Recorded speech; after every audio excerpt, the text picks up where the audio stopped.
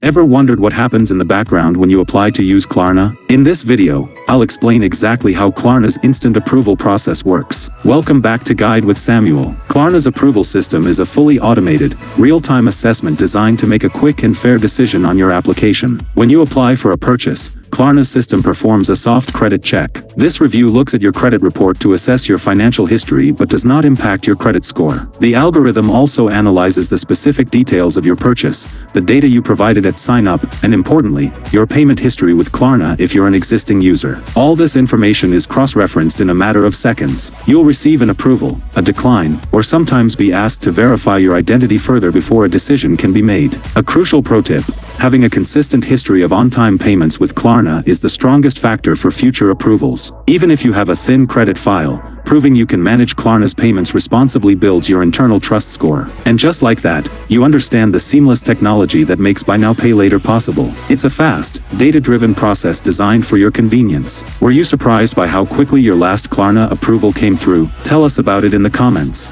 For a crucial related topic, subscribe for our next video on Does Klarna affect your credit score? Thanks for watching.